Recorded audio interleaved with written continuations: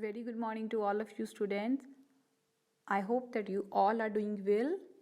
This is your English class and today we will discuss your chapter number 3rd from New English Reader book. I know that you all are fond of stories. You like to listen to stories specifically related to kings, queens, prince and princess. है ना? Get excited. Today, your chapter number 3rd is a story. This story is an ancient Greek legend about King Midas. This story is taken from Greek culture. Greek legend means Greek old story. Greek is actually a culture that belongs to a country, Greece. So, Greek culture is full of ancient stories. Those stories are not only entertaining, not only interesting, but are message giving also. At the end of every Greek story, we will learn a lesson. So today we will read out one of those stories, those legends. And this ancient story is about King Midas. Let us read it out. Long, long ago, there lived a king named Midas.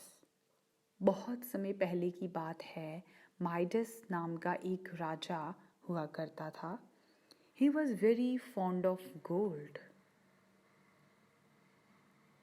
He was a king and we know very well that kings are fond of gold, jewelry, different type of decorative articles.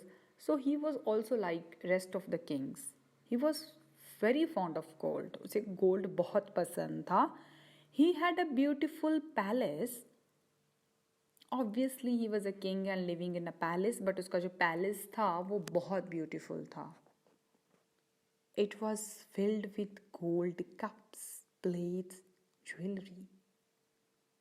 It is exciting to know that his palace was full of gold and gold articles. Even it's interesting to know कि उसके जो palace में जो cups plates थी वो भी gold की थी and jewellery lot of things he had. वो मीन्स कि उसके पैलेस में बहुत सारा गोल्ड था क्योंकि वो उसे गोल्ड पसंद भी था, है ना.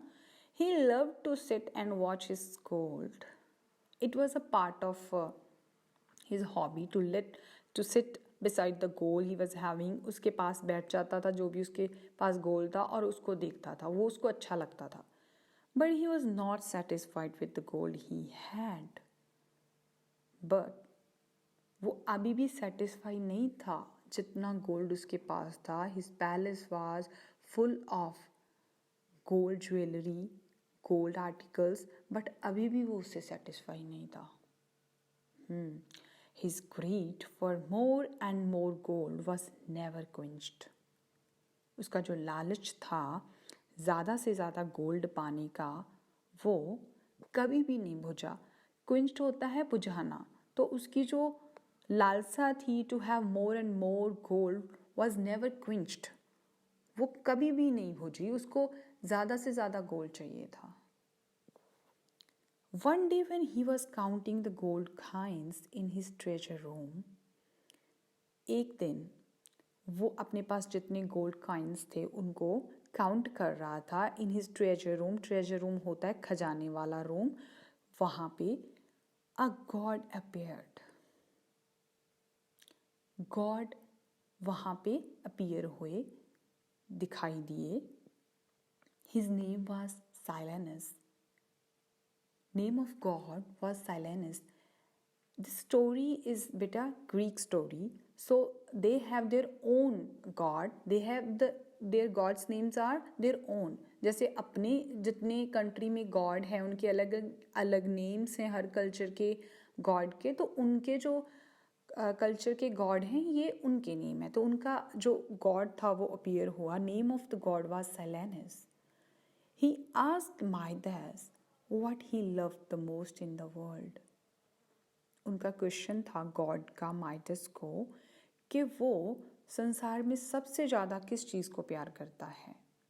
Midas replied, and you know what was the answer of Midas? Read it. The touch of gold makes me very happy. वो कह रहा है कि गोल्ड को टच करना उसे बहुत खुशी देता है। जैसे अपने पहले देखा वो बैठ जाता था गोल्ड के पास और उसको देखता रहता था, वैसे ही अब उसने ये बोला कि उसे टच करना गोल्ड को बहुत अच्छा लगता है। He finds happiness in that. The God said, your wish शिल बी ग्रांटेड। गॉड ने कहा कि आपकी विश है जो वो ग्रांट कर दी जाती है, उसे मंजूरी मिल गई है। The touch of gold, sorry, from tomorrow with the first rays of the sun, whatever you touch will turn into gold. अब उसकी जो विश थी वो ये थी कि वो गोल्ड टच करना उसे पसंद था और गॉड ने उसको एक विश जो उसकी थी पूरी कर दी, ग्रांट कर दी।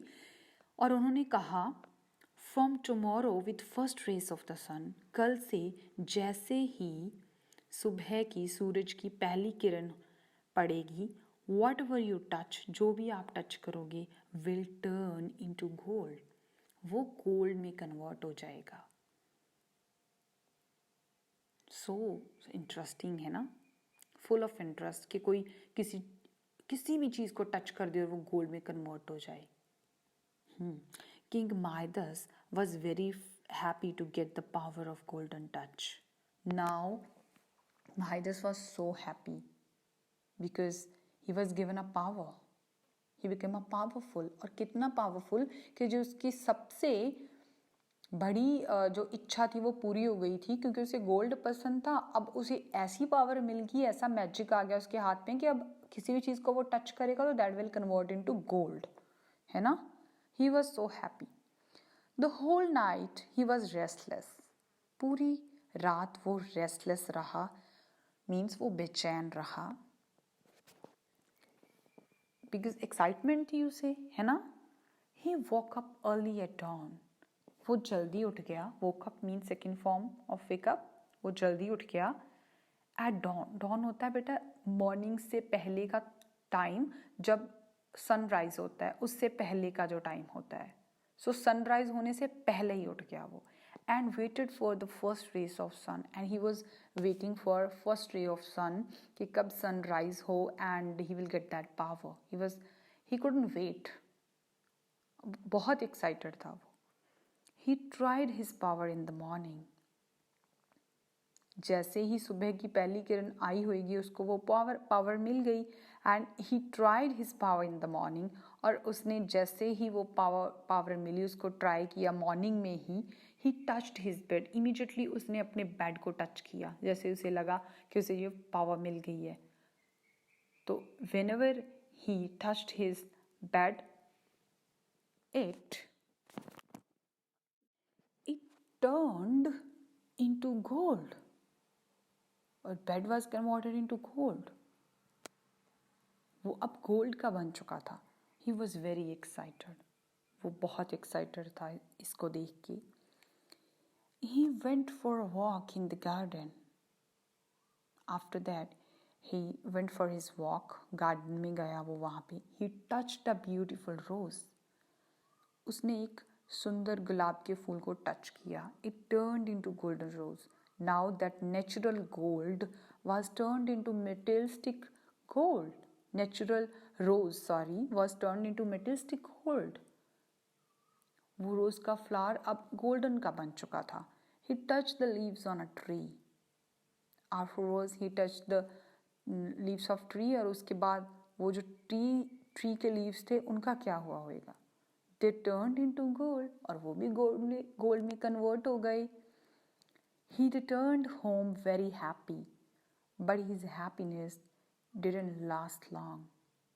अब घर वापस आया वो बड़ा खुश था, बट जो उसकी खुशी थी वो ज़्यादा देर तक नहीं थी, ज़्यादा देर तक रहने वाली नहीं थी। लॉन्ग लास्ट का होता है, लास्ट लॉन्ग का मतलब कि ज़्यादा देर तक रहना, बट उसकी जो खुशी थी, हैप्पीनेस थी, वो ज़्यादा देर तक नहीं रहने वाली थी। And next part of the story we will read tomorrow. Till then, keep surmising, keep guessing and thinking what will be the next, है ना? फिर ही किसी स्टोरी का मज़ा होता है ना, अगर आप उसके बारे में उसको फुल पढ़ लें तो उतना ज़्यादा एक्साइटमेंट नहीं होती. So tomorrow we will discuss next part of the story. Till then, take care. Goodbye to you all.